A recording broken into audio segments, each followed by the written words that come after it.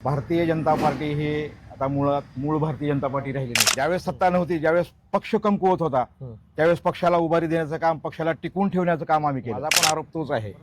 आर्थिक व्यवहार करूनच तिकीट दिलं गेलेलं आहे. आणि दबक्यावर अशी चर्चा आहे की आमचे काही लोक पैसे द्यायला नकार केल्यामुळं त्यांचे तिकीट बी कापले गेले. साधारणतः 25 ते 30 लाखापर्यंत एका उमेदवाराकडनं घेतले असं आम्हाला कळतंय. कसं झालं, निलंग्याचे तिकीट वाटून घेतले, औषधी वाटून घेतले.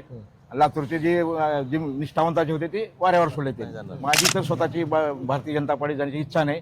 इतर पक्षाचा पर्याय मी शोधेन. मला तर असं वाटतं त्यांनी अर्चनाताईला सुद्धा अंधारात ठेवलं. नमस्कार, मी सुनील एकमत डिजिटलमध्ये आपल्या सगळ्यांचं स्वागत आहे. लातूर शहर महानगरपालिकेच्या निवडणुकीचं बिगुल वाजलेलं आहे आणि सर्व पक्ष जे आहेत आता जोरदार प्रचार करतायत, लोकांमध्ये जात आहेत, गाठीभेटी घेत आहेत. मात्र ज्यावेळी या निवडणुकीची सुरुवात होत होती, ज्यावेळेस तिकीट वाटपाचं ज्यावेळेस हे सुरू असताना भारतीय जनता पार्टीमध्ये अनेक दिग्गज मंडळींना तिकीट जे आहे ते डावललेलं आहे आणि त्यामुळे निष्ठावंत वर्ग जो होता तो नाराज झालेला होता आणि त्यांनी थेट बंडाचं निशाण जे आहे ते उगारलं होतं आणि त्यांनी आता या निवडणुकीमध्ये अपक्ष उमेदवारी जी आहे ती दाखल केलेली आहे. कारण गेल्या 40 वर्षामध्ये ज्यांनी भाजपामध्ये काम केलं त्या अशा लोकांना भाजपनं आणि इथल्या स्थानिक नेत्यांनी जे आहे ते तिकीट डावलल्याचा आरोप जे आहेत या निष्ठावंत कार्यकर्त्यांनी केलेले आहेत. आपल्यासोबत निष्ठावंत कार्यकर्ते आहेत, आपल्यासोबत भाजपचे. तुम्ही आज म्हणजे अपक्ष म्हणून उमेदवारी अर्ज दाखल केला आहे का? म्हणजे तुम्हाला पक्षानं का तिकीट असं डावललं वाटतं? भारतीय जनता पार्टी ही आता मूळ भारतीय जनता पार्टी राहिली नाही. आणि मूळ भारतीय जनता पार्टीचे आम्ही निष्ठावंत कार्यकर्ते. आम्ही 40 वर्षे पक्षाचं काम करतो आणि पक्षाचं काम करत असताना आम्हाला कधी जात धर्म काही आठवला नाही. आम्ही कुठल्या जातीचा विचार केला नाही, कुठल्या पंथाचा विचार केला नाही. अहोरात्र पार्टीसाठी आम्ही हिंदुत्वासाठी झटलो. आणि ऐन वेळेस निवडणुकीच्या काळामध्ये ज्यावेळेस सत्ता नव्हती, ज्यावेळेस पक्ष कमकुवत होता, त्यावेळेस पक्षाला उभारी देण्याचं काम, पक्षाला टिकवून ठेवण्याचं काम आम्ही केलं. परंतु पक्ष सत्तेत आला, पक्ष मोठा झाला की कार्यकर्त्याची कुवत बघितली जाते आणि निष्ठावंताला का तिकीट दिलं तर त्यांची कुवत नाही म्हणून आमच्या काही नेत्यांनाही असा मुलाखतीमध्ये बोललं गेलं.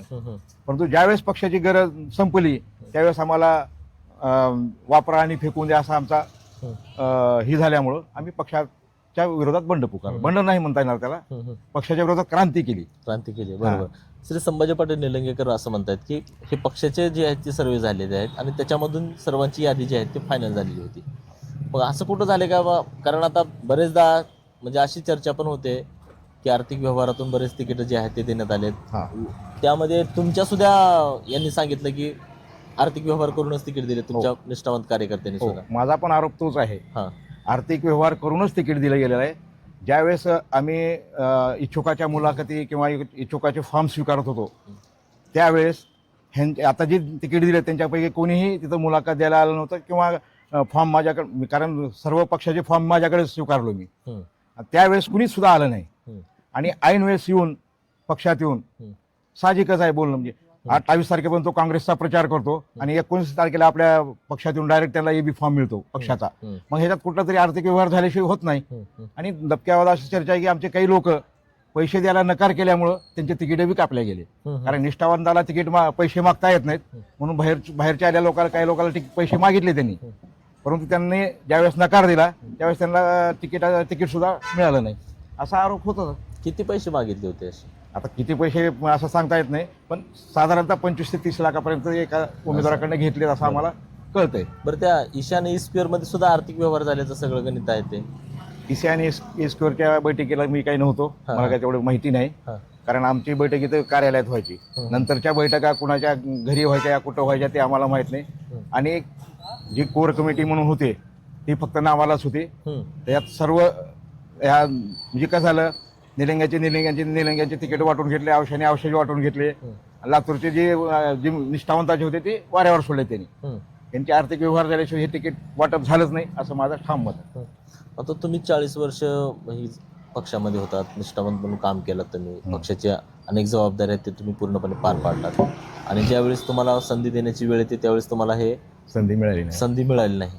आता तुम्ही अपक्ष थांबलाय. जर समजा उद्या तुम्ही निवडून आलात महानगरपालिकेत तर पुढची दिशा काय असणार आहे तुमची? पुढची दिशा मी आता ते परिस्थितीनुसार निर्णय घेणार. पण माझी स्वतःची ठाम भूमिका आहे की आता आपण परत फिरायचं नाही. माझ्या भूमिकेवर मी ठाम राहणार आहे. बाकीचं कोण कुठं जाईल ते मला काही माहीत नाही, परंतु मी जर निवडून आलो तर जनतेने मला त्यांच्या विरोधात मॅन्डेट दिलं आहे. त्याच्यामुळं मी माझ्या भूमिकेवर ठाम राहणार आहे. पुन्हा म्हणजे तुम्ही भारतीय जनता पार्टीत नाही जाणार? माझी तर स्वतःची भारतीय जनता पार्टीत जाण्याची इच्छा नाही. इतर पक्षाचा पर्याय मी शोधेन. अच्छा. परंतु मी तिथं आता जाऊ शकणार नाही. कारण 40 वर्ष ज्या सत्तेत राहिलो तिथं आपल्याला काही भेटलं नाही. सत्तेच्या काळामध्ये जर निष्ठावंत कार्यकर्त्यावर अन्याय होत असेल तर मग किती दिवस राहायचं तिथं? कोण अन्याय केलाय असं या तुमच्या या पक्षामध्ये? अन्याय कोण करणार आहे व्यक्ती? आता अन्याय व्यक्तिगत असं नाव सांगता येणार नाही अन्याय कोण केला. जी आता सध्याची कमिटी म्हणून आहे, जे प्रमुख आहेत, जे निवडणुकीचं काम पाहतात, जे की विधानसभेला त्याच ज्याच्यामुळं ते विधानसभा गेली आपली, तेच सगळे प्रमुख आणि कोर कमिटीमध्ये आहेत. त्याच्यामुळं आता ते कुणाच्या एकट्याला दोष देता येणार नाही. नाही. पण आता काय माहिती आहे का, तुम्ही एवढं विरोध केलात, अपक्ष म्हणून उमेदवारी अर्ज दाखल करून रिंगणामध्ये उतरलेत तुम्ही, तरी सुद्धा तुम्ही नाव घेत नाहीत. मग तुमच्यावर दबाव आहे का? माझ्यावर कुठलाच दबाव नाही. मी कुणाचा दबाव मान्य बी करत नाही. कारण बऱ्याच जणाला, इतर जणाला फोन आले, मला फोनची सुद्धा कुणी डेअरिंग केलं नाही. कारण मी निष्ठावंत कार्यकर्ता आहे, मी स्वाभिमानी कार्यकर्ता आहे. मी असा कार्यकर्ता आहे की कुणाच्या दबावाला बळी पडून, कारण ज्यावेळेस काही नसताना सुद्धा मी त्यांना रोखठोक बोललेलं आहे. त्याच्यामुळे मी कुणाला घाबरायचं काही कारण नाही. निवडणूक प्रमुख कोण आहे आपल्याला सर्वांना माहिती आहे. मनमानी केली त्यांनी, म्हणजे एक हाती सत्ता राहावी म्हणून, आणि विशिष्ट कास्टलाच त्या जास्त प्राधान्य दिलं गेलं. बरं. आज तुम्ही पूर्ण जर यादी बघितली तर बघा तुम्ही, एकाच जातीला जास्तीत जास्त प्राधान्य दिलं. एका प्रभागामध्ये 2-2 उभा केले. इथं काही नसताना सुद्धा इथं उचलून आणून उभा केला उमेदवार. म्हणजे इथं तेच ना, अगोदर जुन्या कार्यकर्त्याला कुणाला दिलं असतं तर मी माघार घेतली असती. परंतु एका तासाभरातच उचलून आणायचं आणि त्याला उमेदवार द्यायचे, कुठपर्यंत सहन करायचं आपण? कोण दिलाय तो सहन? ते आमचा सागावे म्हणून आहे, जो भारतीय जनता पार्टीचा ध्वज रत्नापूर चौकातली सगळी जनता साक्षीदार आहे. रत्नापूर चौकात त्यानं भारतीय जनता पार्टीचा ध्वज तुडून काँग्रेसमध्ये प्रवेश केला. 25-30 वर्ष आता काँग्रेसमध्ये राहून ऐन ज्यावेळेस एबी फॉर्म भरायला जात असताना सुद्धा त्याच्या गळ्यात काँग्रेसचा गमछा होता, तो काढला नाही त्यांनी. हे कशाचंच होतं काय? आता ह्या सगळ्या ह्याच्यामध्ये आता ज्यावेळेस आपण तिकीट वाटपाचं असेल किंवा युतीची ज्यावेळेस चर्चा होती तुमची, महायुतीची, इतर मित्र पक्षांना ज्यावेळेस बोलणी सुरू होती, त्यावेळेस संभाजीराव पाटील निलंगेकर एकटे दिसत होते. बाकीचे इतर नेते मंडळी जे आहेत याच्यामध्ये कुठं सहभागी दिसत नव्हते. त्यांनी इन्व्हॉल्व्ह करून घेतलं नाही ना कोणाला. जे कोर कमिटी नावाला ठेवली, परंतु ह्यांच्या स्वतंत्र बैठका वेगळ्या ठिकाणी व्हायच्या. तुम्ही म्हणल्यासारखी इस्केवर असेल, अजून कुठंतरी वेगळ्या बैठका व्हायच्या. त्यांनी पूर्ण यादी, मला तर असं वाटतं त्यांनी अर्चनाताईला सुद्धा अंधारात ठेवलं. अर्चनाताईला सुद्धा ह्याची पूर्ण कल्पना दिली नाही. शेवटच्या टप्प्यामध्ये त्यांच्याकडे सहीला ज्यावेळेस ते गेले त्यावेळेस ते सुद्धा बघून ते थक्क झाले त्यांनी. कारण विधानसभेला सुद्धा ह्याच लोकांनी विरोध केला होता आणि त्यांना काढण्यात काय आलं ह्याचं कारण आतापर्यंत समजलं नाही आम्हाला. त्यांना काढून का टाकण्यात आलं? बरोबर. अर्चनाताईला ऐनवेळी का काढलं? त्यांना प्रमुख केलं असताना त्यांना काढून टाकायचं कारण काय, ही एवढं तरी कारण त्यांनी सांगावं आम्हाला. मग आता या म्हणजे सगळ्या, आता तुम्ही पक्षामध्ये होता दिवस, तुमच्यामध्ये आता बरेचदा बंडखोरीचं होतं किंवा अनेक गट तटाचं वातावरण होतं. संभाजीराव पाटील निलंगेकर यांचा वेगळा गट आहे, त्यांचे समर्थक वेगळे आहेत. अभिमन्यू पवार यांचा वेगळे समर्थक आहेत. अर्चनाताईचे वेगळे आहेत. अर्चनाताई सध्या या निवडणुकीमध्ये ऍक्टिव्ह कुठं दिसत नाहीत. मग अर्चनाताई त्यांच्या समर्थकांना उमेदवारी मिळाली नाही, त्याच्यामुळे नाराज आहेत का, काय आहे? कशा? आम्ही पक्षनिष्ठ आहोत, आम्ही व्यक्तिनिष्ठ नाही. की कुणाचे किती जरी गट असले, आमचा निष्ठावंताचा गट वेगळा आहे. निष्ठावंत भारतीय जनता पार्टीचा ओरिजिनल गट हा कुणाच्या दारात जाऊन बसणाऱ्यापैकी नाही.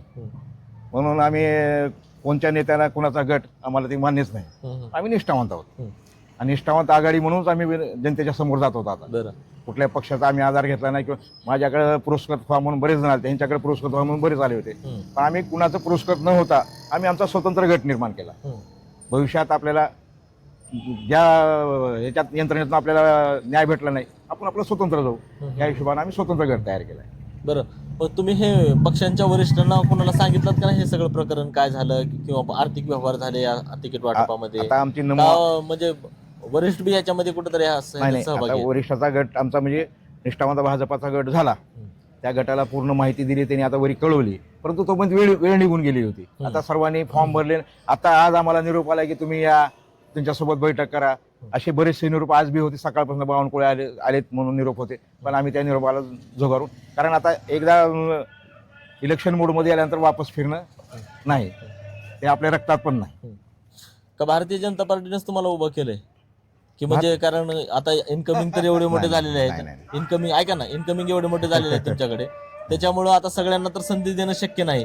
त्यामुळे तुम्ही ज्यांची ज्या ज्या प्रभागामध्ये ताकद आहे त्यांनी उभं टाका तुम्ही, आणि ज्यावेळी तुम्ही निवडून आलात त्यावेळेस पुन्हा भारतीय जनता पार्टीमध्ये या. मला तरी भारतीय जनता पार्टीने उभं केलं नाही. मला भारतीय जनता पार्टीने माझ्यावर अन्याय केला. 40 वर्षे सत्ता असताना मला अन्याय झाला. त्याच्यामुळे मी अन्यायापोटी बाहेर पडलोय. मी काय भारतीय जनता पार्टीच्या सांगण्यावरून उमेदवारी दाखल केली नाही किंवा भारतीय जनता पार्टीने मला सांगितले नाही. कारण माझ्यावर अन्याय झाल्यामुळे, मी स्वाभिमानी असल्यामुळे मी माझं उभारलोय. लातूर महानगरपालिकेची ही निवडणुकीची रणधुमाळी जी आहे सध्या सुरू आहे. येत्या 15 तारखेला मतदान होणार आहे आणि 16 तारखेला जे आहे या महानगरपालिकेचा निकाल लागणार आहे. लातूरची जनता ही सुज्ञान आहे आणि या निवडणुकीमध्ये या लातूरची जनता नेमकं कुणाला कौल देणार आणि कुणाला गुलाल लावणार हे त्या 16 तारखेला पाहणं महत्त्वाचं आहे. इथंच थांबतोय. कॅमेरामॅन संदीप गवळीसह सुनील कुमार, एकमत डिजिटल, लातूर.